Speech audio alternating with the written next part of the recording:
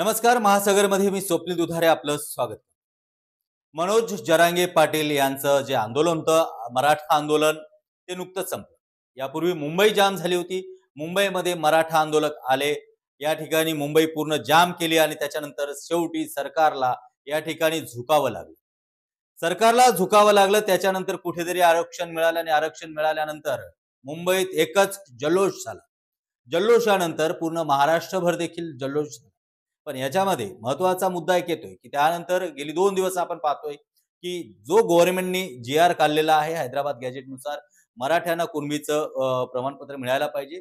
या पद्धतीने आता त्यांच्यावरती शंका कुशंका त्या जी.आर. वरती उपस्थित केल्या जातात. पण एका कडेला इतर संघटना देखील आता उभा राहिल्या आहेत. त्यांचंही मत असं आहे की आम्हाला देखील हैदराबाद गॅजेटनुसारच आम्हाला आरक्षण मिळायला पाहिजे.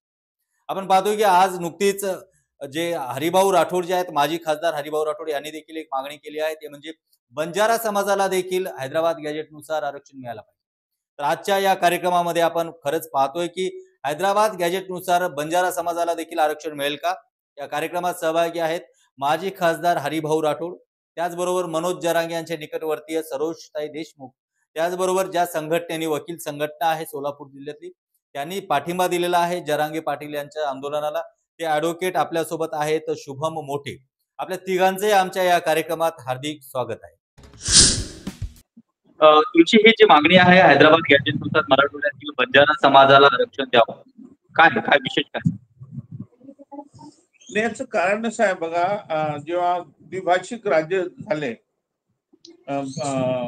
द्विभाषिक राज्याच्या जी निर्मिती झाली त्यामध्ये असं ठरलं होते 1 नोव्हेंबर 1956 साली मराठवाड्याला वेगळं करण्यात आलं. आणि त्यावेळेस असं ठरलं होतं की आरक्षणाच्या बाबतीत लोकांचं ऑब्जेक्शन होतं की आम्हाला आमचं जे आरक्षण तिकडे मिळेल की नाही महाराष्ट्रात वगैरे. तर असं ठरलं होतं की तो कायदा आहे, नियम आहे, एखाद्या राज्याचं जर विभाजन झालं तर त्याच्यामध्ये पूर्वी ज्या सवलती त्यांना मिळत होत्या त्याच कायम राहतील. रिऑर्गनायझेशन झालं होतं ना त्या स्टेट रिऑर्गनायझेशन मध्ये. तर पूर्वी तुम्हाला जे आरक्षण मिळत होतं तेच कायम राहील अशा पद्धतीचा कायदाच आहे तो प्रकारचा.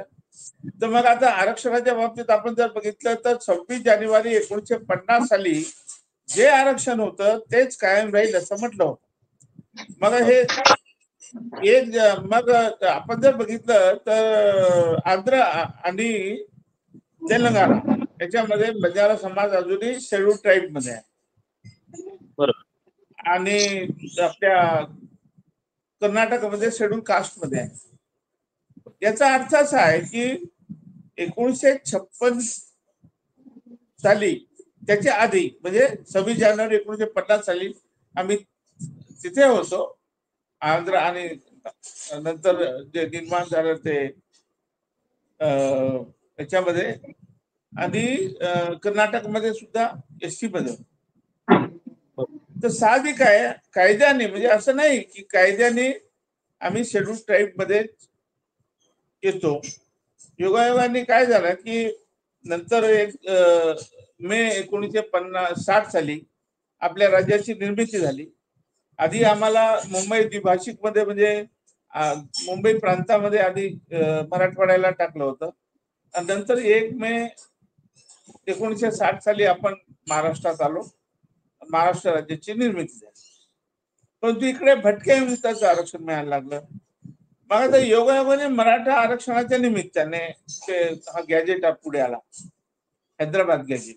मग हैदराबाद गॅजेटच्या पानोपानी आमचं लिहिलेलं आहे की बंजारा समाज आहे, लमानी आहे, सुगाली आहे, लंबाडी आहे.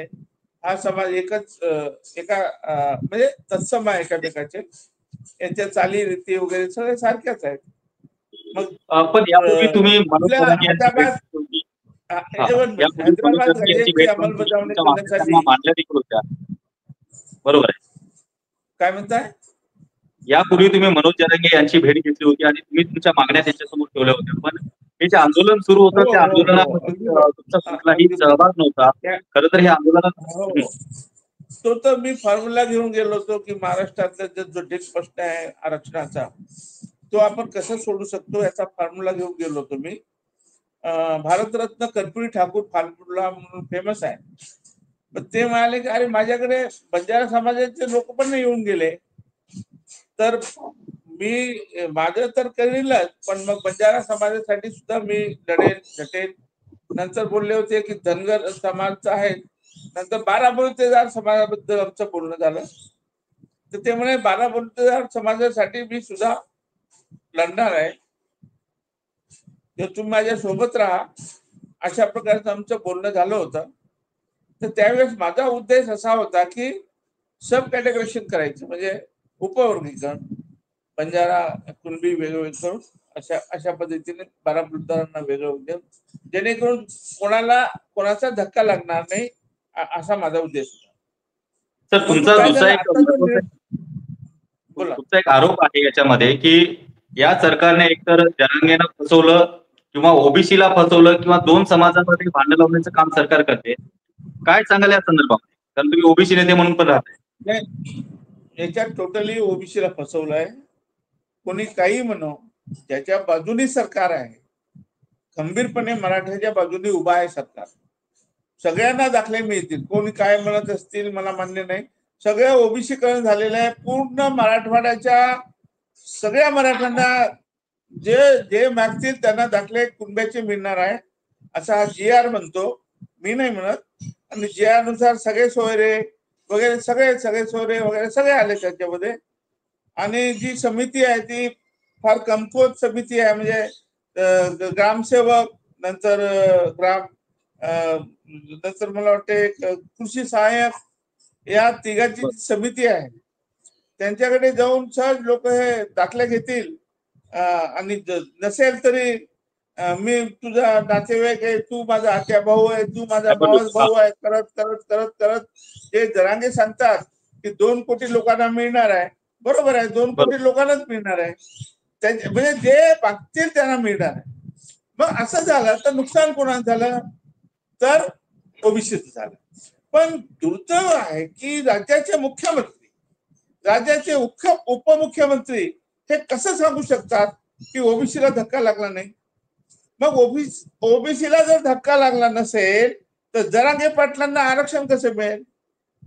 आयदर जरांगे पाटलांना आरक्षण मिळेल किंवा ओबीसीला धक्का लागणार नाही.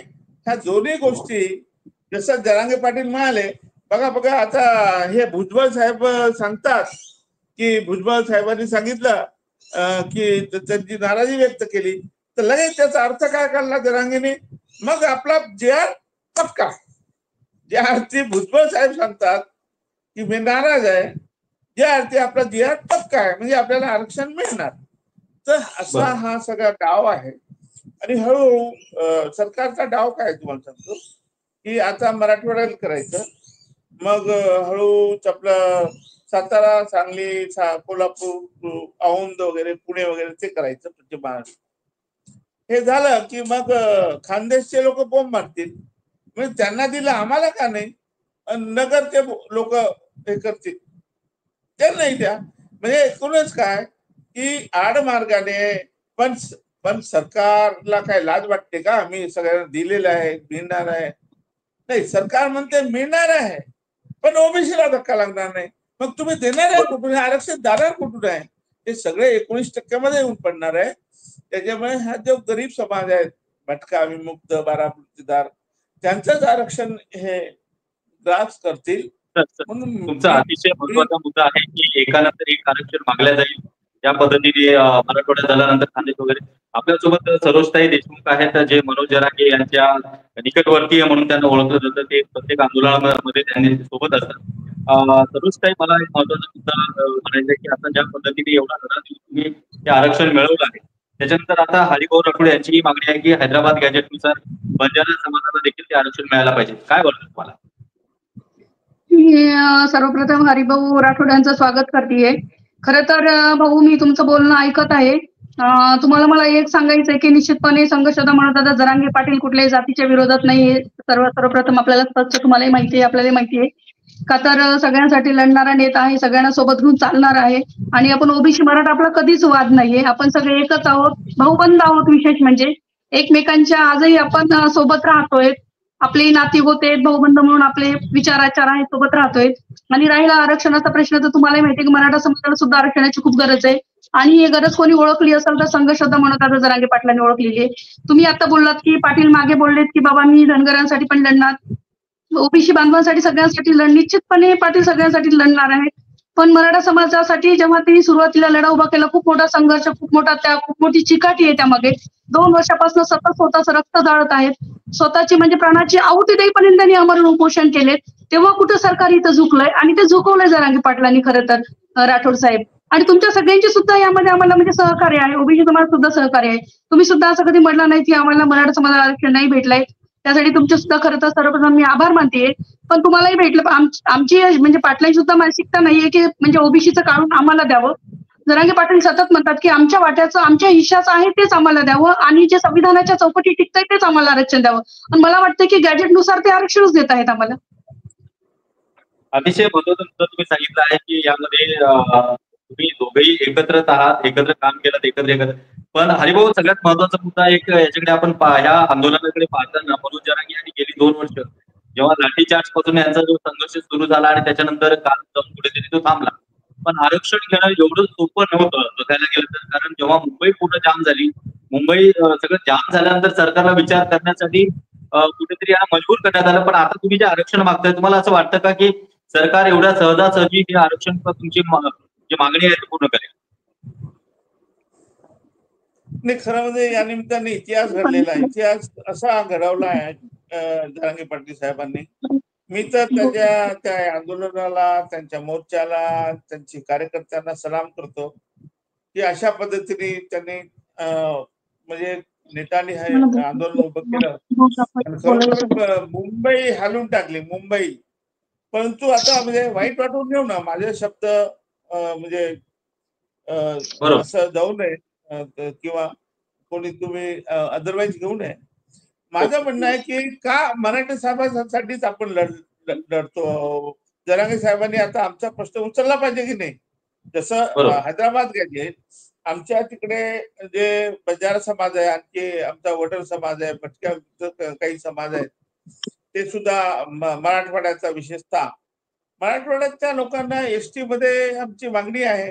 कायद्यात मी तुम्हाला सांगितलं, 26 जानेवारी 1950 साली आम्ही कुठे होतो, निजाम स्टेट, म्हणजे जो आता मराठवाडा निघाला. मग आम्हाला सुद्धा एसटीच्या आमची मागणी आहे, त्यासाठी त्यांनी पाठिंबा दिला पाहिजे. त्यासाठी मी तर म्हणतो त्याच्याही पलीकडे जाऊन, खरं म्हणजे हा जो जटिल प्रश्न आहे, हा सब कॅटेगरेशन करण्याचा, हा जर आपण जे रोहिणी आयोग वगैरे आहे देशामध्ये, जस्टिस रोहिणी आयोग नेमली आहे पंतप्रधान मोदी साहेबांनी, ज्यात 4,000 जाती आहे, त्याच्यापैकी 3,280 जाती या मोस्ट बॅकवर्ड आहे, मोस्ट बॅकवर्ड. त्याच्यात 12 बलुतेदार वगैरे, नावी, खाती, वाडी, लोहार, सोनार, सुतार, धोबी, तेली, माळी अशा. आणि इथे तिकडे उत्तर भारतामध्ये आहे बघा, कहार, कश्यप, पाल, बघेल, राजभर, प्रजापती, कंकाली, अशा छोट्या छोट्या जातीचं जर नेतृत्व केलं उद्या, तर आम्ही निश्चित त्यांचं नेतृत्व स्वीकारायला तयार आहे. परंतु त्यांनी एकच मागणी, हे सब कॅटेगरेशन काय त्यांनी समजून घेतलं पाहिजे. भारतरत्न कर्पूरी ठाकूर फॉर्म्युला काय त्यांनी समजून घेतलं पाहिजे. आणि ते समजण्यासाठी आपल्याला कुठे दूर जायचं नाही आहे. आपल्याला महाराष्ट्रामध्ये सगळ्यात पहिल्यांदा जर फॉर्म्युला हा लागू झाला असेल तर वसंतराव नाईकांनी 1965 साली जे ओबीसी होतं 14%, त्याच्यातलं 4% भटक्या मुक्तांना दिलं आणि 10% ओबीसीना दिलं होतं. नंतर मंडल आयोग लागू करताना मान्य शरद पवार साहेबांनी काय केलं, त्यावेळेस धनगर समाजाची मागणी होती, म्हणजे आम्हाला भटक्या मुक्तमध्ये टाका म्हणून, आणि वंजारी समाजाची सुद्धा मागणी होती. पण आमचा विरोध होता त्याला, म्हणजे वंजारी आणि बंजारी एक वाद झाला होता, तो मीच म्हणजे हँडल केलेला आहे. परंतु धनगर समाज भटक्या मुक्त मध्ये टाका असं त्यांची मागणी होती. खरं म्हणजे टाकलंही होतं त्यांना, नंतर 4चे 6 केले आमचे सुधाकर नाईक मुख्यमंत्री असताना. परंतु काय झालं, वंजारी आल्यानंतर आमच्या ताटातलं सगळं तिकडे जायला लागलं. 3 वर्ष आमचे पोरं शिपाई सुद्धा लागले नाही, कुठेच नाही, काही नाही. आणि दरम्यान मंडल आयोग जेव्हा आला, मंडल आयोग लागू करायची वेळ आली, म्हणजे सर्वोच्च न्यायालयाने क्लिअर केला होता. आणि म्हणून माननीय शरद पवार साहेबांनी ठरवलं होतं, मुख्यमंत्री होते शरद पवार साहेब, तर आता मंडल लागू करायचं आहे म्हणून त्यांनी काय केलं, सर्वपक्षीय बैठक बोलवली. त्याच्यामध्ये बघा सर्व पक्षाचे तर होते, तुमच्या आमच्यासारखे विचारवंत, पत्रकार, प्रिन्सिपल वगैरे असे काही ज्यांना समजतं आरक्षण अशा लोकांना बोलवलं. आणि त्यामध्ये सांगितलं की आपल्याला 27% आरक्षण लागू करायचे आहे महाराष्ट्रामध्ये. आता 14% आहे, पण आपल्याला 27% देता येते. तेव्हा तुम्ही याची वर्गवारी कशी करायची, कोणाला किती द्यायचं, याच्याबद्दल सजेशन द्या. तर मी त्यावेळेस सजेशन दिलं होतं की साहेब आम्हाला भटके मुक्त वेगवेगळे करा. आता 19 काय होतं, 27% खरं म्हणजे आपण म्हणतो, पण ते 30% आपल्याला आरक्षण देता आलं महाराष्ट्रात. कारण आपल्याकडे काय होतं, SC ST 20% आणि 27% 47% झाले, म्हणजे 3% आरक्षण आपल्याकडे शिल्लक होतं. मी म्हटलं 3% आरक्षण जे आहे ते 27 मध्ये मिळवा, म्हणजे 30 होतात, म्हणजे आम्हाला वाटपासाठी 30. मग आम्ही काय केलं, मी सजेस्ट केलं शरद पवार साहेबांना की तुम्ही धनगरांना 3% द्या, मग त्याने 2% वंजारी समाजाला द्या आणि आम्हाला द्या 3%. अशा प्रकारे ब क ड केलं आणि ते झालं. त्याच्यानंतर सगळं आमचे जे भांडणं होते सगळे मिटले वगैरे, आणि त्यानंतर सुरळीत मंडल आयोग लागू झाला. हा जो फॉर्म्युला जर आपल्याला कळला तर आताही करता येईल. आता जे महाराष्ट्रामध्ये तुम्हाला सांगतो, मी जरी ओबीसी असलो, मी जरी माझा नेहमीच पाठिंबा हा मराठा समाजाला राहतो, तो याच्यासाठी राहतो की तुमच्या माध्यमातून सब कॅटेगरीशन जर झालं तर सगळ्यांना न्याय मिळेल. त्यासाठी मी येत होतो आपल्या जरांगे पाटील साहेबांना. याच मुद्द्यावर धरून प्रश्न विचारतोय, याच मुद्द्यावरती धरून एक प्रश्न विचारतो की तुमचं असं मत आहे का की मनोज जरांगे पाटील यांनी नेतृत्व करून बंजारा समाजाला हैदराबाद गॅजेटनुसार आरक्षण मिळावं असं मत आहे का तुम्ही स्वतः नेतृत्व करून यासाठी मागणी करणार? नक्कीच नक्कीच, नाही नाही, मी तर नेतृत्व करेलच, पण देशाचं नेतृत्व जरांगे पाटलांनी करावं असं माझी मागणी आहे. देशाचं म्हणजे 3220 जाती ज्या आहेत छोट्या छोट्या, त्याचं ते नेतृत्व करू शकतात. कारण असं नेतृत्व मिळत नाही. असं नेतृत्व एका दिवसात उभं होत नसते. अशा पिढ्याच्या नंतर असं नेतृत्व उभं राहतं. तर जरांगे पाटलांच्या माध्यमातून जे नेतृत्व उभं झालेलं आहे ते फक्त मराठासाठी नसावं, ते बाराबलुतेदारासाठी, मोस्ट बॅकवर्ड साठी आणि कमकुवत घटकासाठी, वंचितासाठी त्यांनी जर काम केलं तर मी म्हणतो त्यांना आम्ही डोक्यावर घेऊन जातो, डोक्यावर.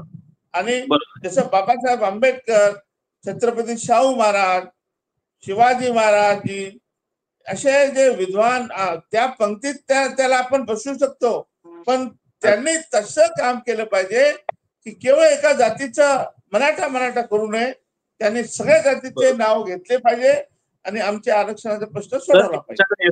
सर मी तुमच्याकडे येतो. आपल्यासोबत या ठिकाणी जॉईन झाले ऍडव्होकेट शुभम मोठे, यांनी मराठा आंदोलनाला नुकताच पाठिंबा दिलाय.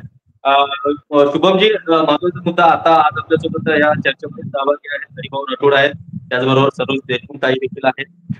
मोठीजी, काय सांगाल, ज्या पद्धतीनं आता हैदराबाद गॅजेटनुसार ज्या पद्धतीनं मराठ्यांना आरक्षण मिळतंय त्या पद्धतीनं हैदराबाद गॅजेटनुसार बंजारा समाजाला देखील आरक्षण मिळावं असं हरिभाऊ राठोड यांची मागणी आहे?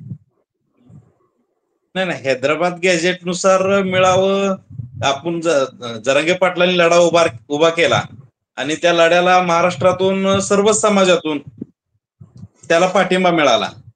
आणि तो पाठिंबा मिळत असताना जर बंजारा समाजाची मागणी असेल तर त्याप्रमाणे करतील जरांगे पाटील साहेब. कारण का की धनगर समाजाच्या आरक्षणाला एसटी मध्ये जाण्यासाठी जरांगे साहेबांनी पाठिंबा दिला, आणि जर मुस्लिम समाजाच्या आरक्षणासाठी लढू म्हणले तर जरांगे पाटील साहेब लढतील यांच्या सुद्धा आरक्षणासाठी. आम्हाला ऑलरेडी शब्द दिलेला आहे, जरांगे पाटील साहेबांनी शब्द दिलेला आहे की मी त्यांना जेव्हा भेटलो होतो तेव्हा मला सांगितलं की बघा मी थोडस वादावादी झाली होती आमची. मी म्हटलं तुम्ही केवळ मराठा करू नका, तुम्ही 12 बलुतेदारचं नाव घेत चला. तर तेव्हा आले 12 बलुतेदार. अरे मी तर पुसतला आलो होतो, आपली भेट झाली होती, मी बोललो होतो 12 बलुतेदारांना सुद्धा मिळालं पाहिजे, आणि तुम्ही कसं काय राठोड साहेब मला हे सांगताय? नाही साहेब, माझं असं म्हणणं आहे की एक वेळ सांगून सोडून द्यायचं नाही, तुम्ही सातत्याने बोला, सातत्याने मराठा करता. तसं 12 बलुतेदार म्हणजे ते बंजारा समाज लोक येऊन गेले म्हणे माझ्याकडे, आणि मी बंजारा समाजासाठी सुद्धा लढणार आहे, मी धनगर समाजासाठी सुद्धा लढणार आहे, हे त्यांचे शब्द आहेत. आणि म्हणून आज योगायोग आहे, एवढं नेतृत्व आपल्या समाजामध्ये बहुजनामध्ये एवढं नेतृत्व मिळालेलं मोठं, म्हणजे कित्येक वर्षानंतर पिढ्याच्या नंतर नेतृत्व तयार होतं. हे नेतृत्व आपल्याला जपायला पाहिजे. या नेतृत्वाच्या माध्यमातून आपल्याला आपल्या आरक्षणाचे प्रश्न सोडवायला पाहिजे, हा माझं म्हणणं आहे. तर राठोड भाऊ, मी तुमच्याकडे येतोच आहे. मला ऍडव्होकेट मोठे यांना विचारायचं आहे की ज्या पद्धतीने आज हरिभाऊ राठोड हे अतिशय जुने नेतृत्व आहेत आणि बंजारा समाजाचं नेतृत्व करत आहेत, काय वाटतं तुम्हाला, तुमची संघटना जी आहे वकील संघटना, हे हरिभाऊ राठोड किंवा बंजारा समाजाला आरक्षण देण्यासाठी त्यांच्या पाठी उभे राहिले? नाही, तसं नाहीये.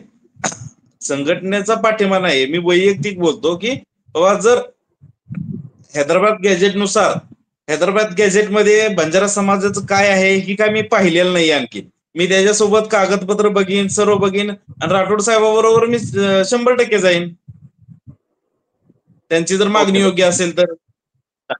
मोठे साहेब, तुम्ही एक मिनिट घेतो. नाही, बरोबर, वकील साहेबांना हे माहित नाही मी आधी काय बोललो होते. वकील साहेब, आपलं जे स्टेट बायफर्केशन झालं, बरोबर, रिऑर्गनायझेशन झालं ना, स्टेट रिऑर्गनायझेशन, तर ते 1 नोव्हेंबर 1956 झाली. मराठवाडा जो आपला निजाम स्टेट होतं ते आपण मराठवाडा झाला, बरोबर. तर त्यावेळेस काय झालं होतं, त्या स्टेटमधून हे 5 जिल्हे जेव्हा बाहेर पडले, तेव्हा आमच्या लोकांनी सांगितलं होतं की आमचं आरक्षण जाईल, महाराष्ट्रामध्ये देईल नाही देईल. तर त्यावेळेस हे नियमच आहे, त्यावेळेस असा नियम आहे की स्टेट ऑर्गनायझेशन मध्ये, रिऑर्गनायझेशन मध्ये तो समाज ज्या प्रवर्गामध्ये असेल, ज्या सवलती घेत असेल, त्या सवलती तोच प्रवर्ग त्यांना दुसऱ्या स्टेटमध्ये गेल्यावर सुद्धा मिळेल, अशा प्रकारचा कायदा आहे. मग हे याची डेट काय आहे, तर 26 जानेवारी 1950 रोजी तो समाज ज्या प्रवर्गात असेल त्यांना त्याच सवलती कंटिन्यू राहतील. आता काय झालंय की आमच्या आंध्र आणि तेलंगणामध्ये आमचा समाज शेड्यूल टाईपमध्ये आहे, म्हणून आमची मागणी आहे की ह्या मराठा आरक्षणाच्या निमित्ताने तसे आम्ही मागणी करतच होतो, परंतु या हैदराबाद गॅझेट जे प्रकरण पुढे आलं त्यामुळे आता मला विश्वास आला की दोन्हीकडून कायद्यातही बसतो आम्ही, आणि हैदराबाद गॅझेट मध्ये लिहिलेलंच आहे बंजारा, लंबाणी हे एकच आहे, आणि यांना आरक्षण म्हणजे सगळं काही त्याच्यात जसं मराठाचं लिहिलंय, मग तीच अंमलबजावणी तुम्ही मागितली मराठा समाजाने, आता आमची अंमलबजावणी करा, आता शेड्यूल ट्राईबमध्ये आम्हाला टाका, ही आमची मागणी आहे. अगदी सर, हरिभाऊ राठोड यांनी अतिशय महत्त्वाचा मुद्दा सांगितला. त्याचबरोबर मोठे साहेब कोर्टामध्ये न्यायालयात आहेत, त्यांचा आपण 5 मिनिटं वेळ घेतला होता. मोठे साहेब, तुम्ही आमच्या चर्चेत सहभागी झाला त्याबद्दल धन्यवाद, थँक्यू. मी येतो सरोजताई यांच्याकडे. सरोजताई, तुम्हाला एक प्रश्न विचारतोय. महत्वाचा मुद्दा या ठिकाणी असा आहे की आताच मोठे साहेबांनी सांगितलंय की राठोड साहेब, मोठे साहेबांनी आता या ठिकाणी सांगितलं आहे की आमचा पाठिंबा असेलच. तुम्ही देखील सांगितलं की आम्ही देखील आमच्या पाठीशी आहोत. आज हरिभाऊ राठोड यांची जी मागणी आहे, यांनी नुकतंच आंदोलन संपलं आणि दुसऱ्या दिवशी यांनी जी मागणी केलेली आहे, तुम्ही एक मनोज जरांगे यांच्या निकटवर्ती आहेत, काय सांगाल, या आता पुढचं एक आंदोलन तयार व्हायची शक्यता आहे का? निश्चितपणे आपल्याला माहिती की संघशोद्धा मनोजदादा जरांगे पाटील मराठा समाजासाठी तर काम करतातच, पण अठ्ठापगड जातीसाठी पण काम करतात राठोड साहेब, हे तुम्हालाही माहिती आहे, तुम्ही आम्ही सगळेच जाणतात. आणि निश्चितपणे दादांचं पण नाही की छोट्या छोट्या सगळ्या जातीला आरक्षण भेटलं पाहिजे. धनगर समाजाचा प्रश्न सुद्धा सर्वप्रथम संघशोद्धा मनोजदादा जरांगे पाटील यांनीच मांडला होता. आणि निश्चितपणे जसं त्यांनी पाटलांनी जसं त्याग केलंय, मोठं आंदोलन उभं केलंय, मराठाचा प्रश्न जेव्हा पूर्ण मार्गी लागेल तेव्हा तुम्ही सुद्धा एक मोठं आंदोलन उभं करावं. निश्चितपणे तुम्ही सुद्धा तसा त्याग करा. निश्चितपणे संघशोधा मनोजदादा जरांगे पाटील हे सगळ्या समाजाच्या पाठीशी खंबीरपणे उभे राहतील. म्हणजे हे मी सांगते तुम्हाला, आणि निश्चितपणे सगळ्या समाजासाठी काम करतील ते. आपलं चर्चा कारण त्यांचं संपल्याची नेहमीच म्हणणं आहे की तुम्हाला तुमच्या माहितीसाठी संघशोधा मनोजदादा जरांगे पाटील नेहमीच सांगतात की माझा समाज भेटला पाहिजे, पण सगळ्या समाजाचं चांगलं झालं पाहिजे. आणि गोरगरीब, कष्टकरी, शेतकरी सगळ्यांसाठी काम करणारा योद्धा आहे आपल्याला माहिती आहे. कारण योद्ध्याला बाकी काही लागत नाहीये, फक्त समाजासाठी एक लढाऊ नेतृत्व आपल्यामुळे तयार झालेलं आहे. आताच आपल्याला राठोड सरांनी पण सांगितले की देश पातळीवर काम करणारा योद्धा आहे. खरं तर म्हणजे महाराष्ट्र सोडून देश पातळीवर काम करणारा योद्धा म्हटल्यानंतर आपण हे जाणतो की एक म्हणजे छत्रपती शिवाजी महाराजांनंतर 18 पगड जातीला घेऊन जर कोणी काम करत असेल तर ते संघशोधा जरांगे पाटील आहेत. आणि निश्चितपणे सगळ्या जातीसाठी लढती, यामध्ये दुमत नाही. अतिशय सुंदर धन्यवाद ताई, तुमच्या या भूमिकेबद्दल धन्यवाद. अरे हो, मी तुम्हाला एक शेवटचा प्रश्न विचारतो, आपल्याकडे वेळ खूप कमी आहे. प्रश्न असा आहे की बंजारा समाजाला हैदराबाद गॅजेटनुसार आरक्षण मिळवण्यासाठी तुमचं पुढचं पाऊल काय असेल? हे बघा, ही मागणी अगदी कालपासूनच आम्ही सुरू केली, बरोबर. आज सगळी आम्ही मांडणी करतो. आता आम्ही तालुका स्तरावर, प्रत्येक तालुका स्तरावर आधी निवेदन देऊ, त्यानंतर जिल्हाधिकाऱ्यांना निवेदन देऊ, त्यानंतर मोठा मेळावा जसं जरांगे पाटलांनी घेतला त्या पद्धतीने. कारण जो शक्ती दाखवल्याशिवाय वाटल्यास आम्ही जरांगे पाटलांनाही तिकडे बोलू, त्यांना मार्गदर्शन करण्यासाठी आम्ही एक मोठा मेळावा घेऊ. त्यानंतर एकूणच काय की जोपर्यंत आपण शक्ती दाखवणार नाही सरकारला, जोपर्यंत आम्ही एक संघ येणार नाही, आमची मागणी जोपर्यंत समाज असं संघटित होणार नाही, तोपर्यंत सरकारवर दबाव पडणार नाही. आपण बघितलं, या योद्धा म्हणून आपण त्याचं नाव दिलं, तर मी तर म्हणेन महात्मा आहे. महात्मा म्हणजे थँक्यू सर. असे म्हणजे त्याला काय म्हणू आता की हजारो वर्षाच्या नंतर, असं काही शेकडो वर्षाच्या नंतर असे महात्मा जन्माला येतात. असे जरांगे पाटील खरं म्हणजे एवढा त्याग, तपस्वी माणूस आहे. परमेश्वर त्यांना उदंड आयुष्य देव, आमच्या गोरगरिबांचे प्रश्न सोडवण्यासाठी त्यांना शक्ती लावो. फक्त आणि फक्त त्याचं भान त्यांनी ठेवावं की ते बहुजनाचे नेते आहे, त्यामुळे सगळ्या समाज घटकांना न्याय मिळवून देण्यासाठी त्यांनी काम करावं, अशी माझी प्रामाणिक इच्छा आहे. अतिशय सुंदर माहिती आपण या ठिकाणी दिली आहे. या कार्यक्रमामध्ये आज माजी खासदार हरिभाऊ राठोड, तसेच ऍडव्होकेट शुभम मोठे, सरोज देशमुख, तुम्ही तिघेही सहभागी झाला. त्याबद्दल आपल्या सगळ्यांचं मनापासून अभिनंदन, धन्यवाद. आणि लवकरच हैदराबाद गॅजेटनुसार बंजारा समाजाला आरक्षण मिळावं ही देखील महासागरच्या वतीनं सदिच्छा.